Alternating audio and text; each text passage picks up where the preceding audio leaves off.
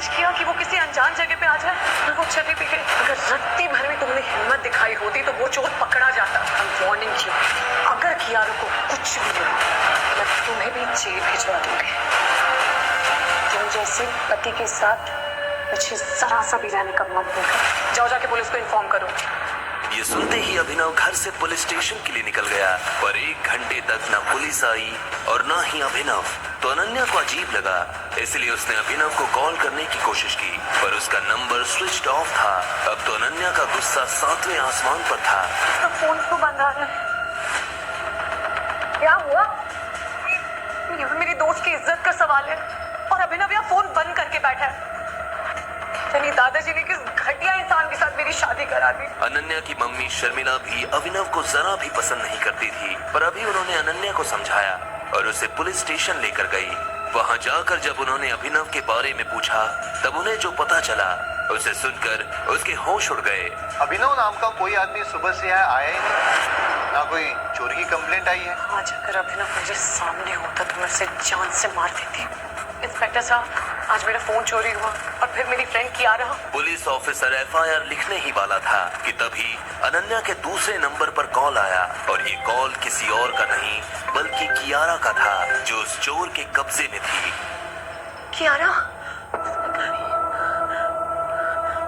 Hello Kiara? Hello Anaya. यार thank God for अभिनव जीजू, उनकी वजह से आज मेरी जान बच गई। वो गुंडे बहुत खतरनाक थे। तूने ये कहा कि अभिनव की वजह से तेरी जान बच गई, मतलब? तू कहाँ है अभी? मैं तेरे पास आकर सब बताती हूँ।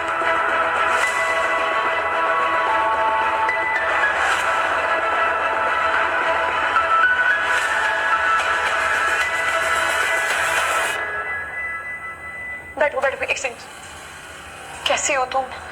क्या हो मुझे बताओ। जिस चोर ने तेरा फोन चलाया था वो छोटा मोटा गुंडा नहीं था।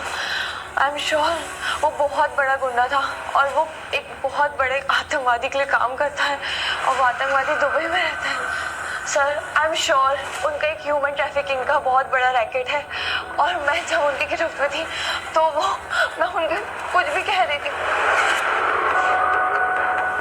प्लीज मुझे छोड़ दो। मुझे तो मेरी फ्रेंड अनन्या ने आप पे बुलाया था।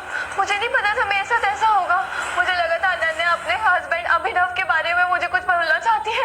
Please please. ए लड़की, किसका नाम ले रही है? ये अभिनव कौन है?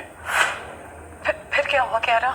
मैंने उनसे रिक्वेस्ट करी कि वो एक बार मेरे फोन में अभिनव जीजू का फोटो देख ले। ना जाने क्यों वो जीजू का फोटो देख के घबरा गए।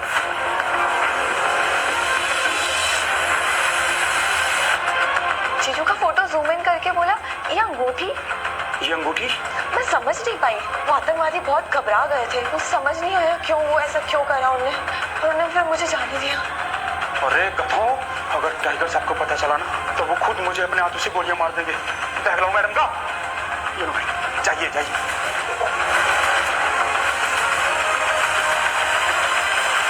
व्हाट? ये कैसे पॉसिबल हो सकता है? मत, जो आदमी उस चोर के पीछे भागा तक नहीं, उसे ये अंडरवर्ल्ड लेवल का आतंकवादी कैसे जानता है? और वो अभिनव को टाइगर क्यों बोल रहा था? ये उसका फोन क्यों नहीं लग रहा है? पता नहीं कहाँ है वो। मम, मेरा पति अभिनव बहुत पावरफुल। अगर वो इतना ही पावरफुल है तो हमारे घर से ऐसे बेइज्जत होके घर जमाई बन के क्यों रह रहा है वो? हे भगवान, मेरा सर, मुझे चक्कर आ रहा है। क्या वाकई में अभिनव ही है टाइगर? अगर हाँ, तो क्यों अभिनव बना रहता है डरपोक? क्यों तब नहीं पकड़ा उस चोर को? और सबसे बड़ी बात, अंडरवर्ल्ड के ऐसे टेरर बॉस का खून सुखा देने वाला अभिनव क्यों खा रहा था सांस, नौकरों और बीवी की गालियां? और क्यों जी रहा था गरीबों की जिंदगी? यही सवाल अनन्या के दिमाग में भी चल रहा था कि तभी उसकी माँ शर्मिला ने कहा, अनन्या, मैं ये मान ही नहीं सकती। अरे जो आदमी किसी काम का नहीं, जो अपनी नाक में बैठी हुई मक्खी तक तो भगा नहीं सकता, उससे कोई आतंकवादी क्या ही डरेगा?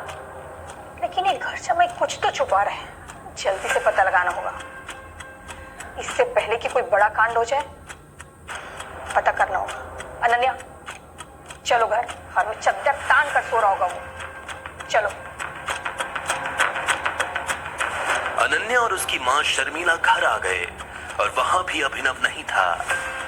माया अभिनव कहाँ मर गया? अनन्या ने पूरी रात यही सोचकर निकाल दी कि अभिनव की असलियत क्या है। उसने कई बार अभिनव को फोन करने की कोशिश की। उसे तरह तरह के ख्याल भी आ रहे थे। कहीं अभिनव को कुछ हो तो नहीं गया, कहीं खुद अभिनव कोई टेररिस्ट या डॉन तो नहीं। सुबह होते ही जैसे ही अभिनव लौटा तो अनन्या ने उससे बात करनी चाहिए। वो जानना चाहती थी कि जो कियारा बोल रही थी क्या वो सच था या कोई गलतफहमी। पर अनन्या आज जल्दी में थी क्योंकि वो अपने पति को छोड़ जिस लड़के चिराग को पसंद करती और वो आज घर आने वाला था। क्या हुआ रघु काका? जा और ये बाजार से ये राशन लिया। आज अनन्या मैडम के ऑफिस वाले दोस्त चिराग आ रहे, जिनके साथ वो अक्सर लेट नाइट आती है। अब पति तू है उनका, खातिरदारी उस दोस्त की करनी पड़ रही है। 1 किलो चावल, 1 किलो आटा, वो कोडा, ये सब तो चाइनीज लग रहा है। अभिनव को पता था कि ये नौकर घर का पुराना नौकर है जिसकी इज्जत घर में अभिनव से कई गुना ज्यादा है। तभी अभिनव का फोन बजा और स्क्रीन पर नंबर देखकर वो चौंक गया क्योंकि नंबर टर्की से था। सॉरी। वो सूरदास अंधा है क्या? तेरी हिम्मत कैसे हुई मुझसे टकराने की? हाँ, क्या कर रहे हैं आप? छोड़िए। बेटा तू जानता नहीं है तो किससे टकरा गया है? कच्चू भाई का नाम सुना है? अब टकरा गया है तो हरजाना दे के जाना पड़ेगा, समझा? अबे ओए, ये तो वही घर जमाई है ना जिसकी अरबपति और खूबसूरत पत्नी है। एक काम करते राजा, आज इसे किडनैप कर लेते हैं और इसी बहाने इसकी पत्नी को भी अपने अड्डे में बुलाएंगे। पूरी रात पार्टी होगी। अभिनव का फोन फिर बजा। बार बार फोन को बजता देख कालिया ने अभिनव का फोन उससे छीन लिया और बोला, फोन मत, कुछ भी करना, फोन मत उठाना। आइटम का फोन है तेरी? बोला था ना हरजाना देना पड़ेगा। अरे मैं भी तो देखूं उसकी सुरीली आवाज। क्या नाम बताया था? अनन्या। फोन मत। हेलो। उस फोन पर कालिया को सामने वाले ने जो कहा उसे सुनकर कालिया थर थर कांपने लगा और पसीना पसीना हो गया।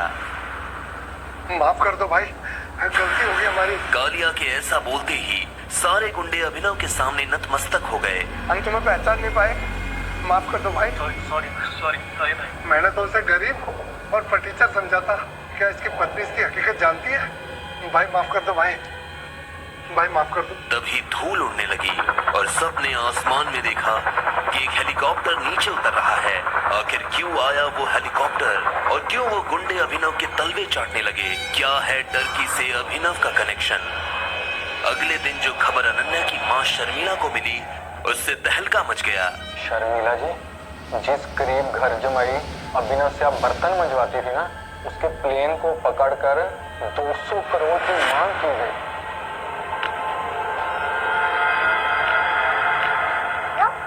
दामाद जी का प्लेन हाईजैक हो गया।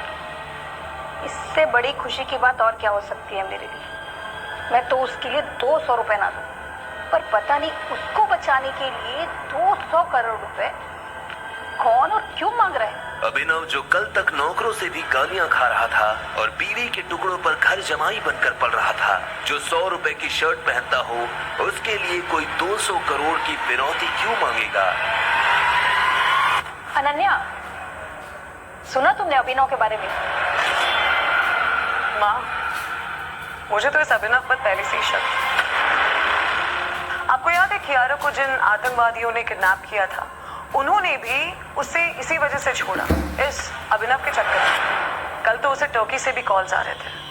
मैंने सोचा स्पैम कॉल्स इग्नोर कर दिए।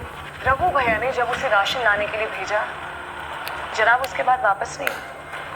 वैसे माँ, एक बात समझ नहीं आ रही कि इस बेचारे अभिनव में हाईजैकर्स ने आखिर देखा क्या कि सबको छोड़कर उसे ही रोक लिया और डिमांड भी की तो कितने की?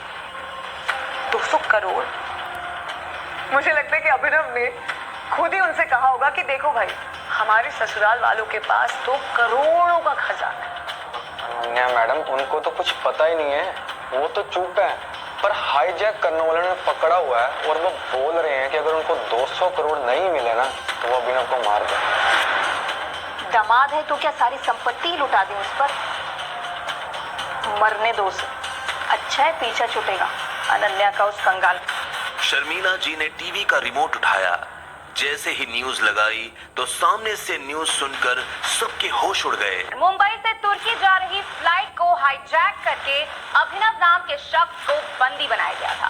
ताजा खबर ये मिली है कि फिरौती के 200 करोड़ रुपए की जगह हाईजैकर्स को जब किसी ने 500 करोड़ रुपए पहुंचाए, तभी फ्लाइट के अंदर से गोली चलने की आवाज आई। क्या पैसे लेकर अभिनव को मार दिया गया है? इस सवाल का जवाब पूरा देश जानना चाहता है। इस न्यूज को सुनते ही मानो अनन्या और शर्मिला जी की आंखें फटी की फटी रह गई। अनन्या हड़बड़ाते हुए बोली, ये अभिनव के लिए 500 करोड़ किसने भेजे? हमारे पास तो इतने पैसे हैं ही नहीं। अभिनव इतना इम्पोर्टेंट कब से हो गया कि लोग उसके लिए करोड़ों रुपए लुटाने के लिए तैयार हो गए? अनन्या, पता कर भाई, कौन है ये? आखिर किसने भेजे गरीब और अनाथ अभिनव के लिए इतने पैसे? क्या फ्लाइट के अंदर चली गोली से अभिनव मारा गया? किसका कॉल आ रहा था अभिनव को टर्की से? कहीं ऐसा ना हो कि हमारे हाथ से एक रईस और पावरफुल मुर्गा निकल जाए और उसके साथ ही सारे राज चले जाए। अभिनव सर बच जाएंगे अनन्या मैडम। अभी तक तो वहाँ गोली चल चुकी होगी, उसकी लाश तक नहीं मिलेगी। चीथड़े हो गए होंगे उसके। आप सब लोग गलती कर रहे हैं। आप लोग अभिनव सर को जानते ही नहीं। शट अप, तुम हमारे मैनेजर हो, इस बात को भूलो मत। आई हैव प्रूफ मैडम, ये देखिए। इसमें तो किसी का नाम ही नहीं है। What nonsense. ये अभिनव सर की फाइल है। पिछले हफ्ते सब्जी मंडी से आते वक्त वो अपना गाड़ी में छोड़ गए। उस लफंगे की इतनी हैसियत कहाँ कि उसके पास 1 रुपए भी हो। शर्मिला फाइल खोल के पढ़ने लगती है। उस फाइल में कुछ ऐसा होता है जिसे देख शर्मिला के रोंगटे खड़े हो जाते हैं। वो गिदगिदाते हुए चिल्लाती है, अनन्या, पाप हो गया है हमसे। तू अभिनव को कॉल कर और सबसे पहले माफी मांग उससे, वरना हम सब मारे जाएंगे। हम अभिनव की सच्चाई जान ही नहीं पाए। अनन्या, कॉल कर। 1 मिनट। क्या है अभिनव की सच्चाई और ऐसा क्या लिखा है इसमें? कोई बताएगा क्या लिखा है इसमें? कॉल कर। आखिर ऐसा क्या था उस लाल फाइल में जिसने उड़ा दिए शर्मिला के होश? आखिर किसने भेजे गरीब और अनाथ अभिनव के लिए इतने पैसे? कैसे एक आतंकवादी डर के मारे कांपने लगा? और डरपोक जिंदगी जी रहे अभिनव के नाम से आखिर क्या होने जा रहा है इस सनसनीखेज कहानी में आगे? और कितने राज खुलना बाकी हैं? इन सभी सवालों का जवाब पाने के लिए बस अपनी स्क्रीन पर नीले बटन को क्लिक करें, फिर प्ले स्टोर खोलने के बाद पॉकेट FM ऐप इंस्टॉल करें और फिर अपने मोबाइल नंबर से रजिस्टर करें। अब आप पॉकेट FM की ढेरों मजेदार कहानी